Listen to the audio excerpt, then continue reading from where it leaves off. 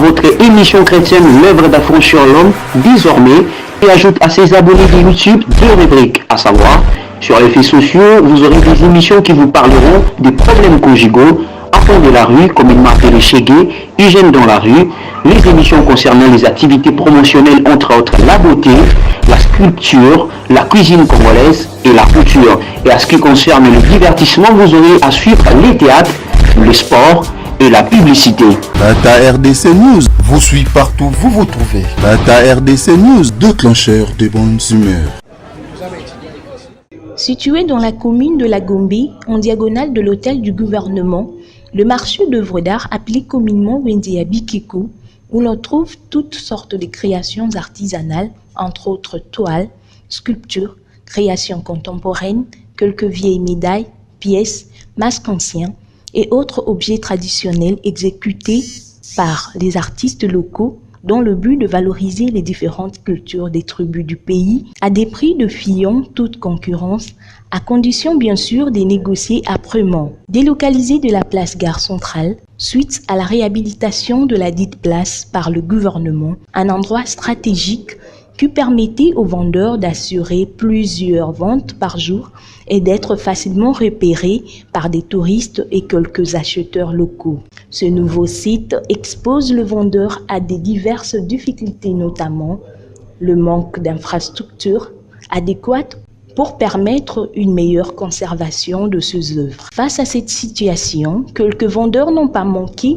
d'exprimer leur mécontentement et demandent au gouvernement congolais de s'imprégner de cette situation pour bien vendre l'image de l'art congolais.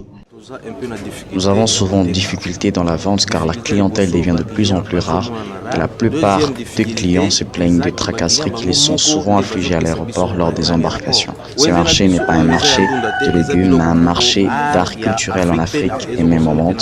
Ce marché n'est pas valorisé. Nous demandons au gouvernement de régler les problèmes de tracasseries à l'aéroport. Nous demandons aux autorités de construire un nouveau marché comme ils l'ont fait pour le grand marché, le marché de la liberté et tant d'autres, car ce marché d'œuvres d'art représente la culture du pays. Attiré par la richesse d'inspiration dans la créativité des artistes locaux et soucieux de voir la culture congolaise mise en valeur sur le plan mondial, les clients demandent aux autorités de s'impliquer dans la tarification de ces œuvres qui sont très souvent revues à la hausse. Le prix, il est beaucoup trop cher en fait. C'est-à-dire qu'il n'est pas basé sur une base correcte, une base par rapport au travail ou par rapport à la matière travaillée. Et donc d'office, à partir de ça, comme aujourd'hui, je suis juste venue pour regarder. Interrogé à ce sujet, Nzassi Tanzé Grégoire, directeur de l'art et lettres, s'explique.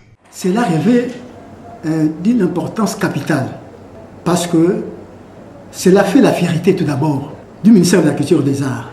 Deuxièmement, ça fait aussi la fierté de notre grand pays, de notre grand et beau pays, la RDC, avec, ces artistes. L'art étant une composante essentielle de la culture d'un pays, car il fait partie des valeurs de chaque peuple. Ce marché nécessite d'être valorisé davantage et de connaître une forte campagne pour promouvoir les objets vendus, puisque ceux-là sont formateurs de patrimoine de notre grand et beau pays.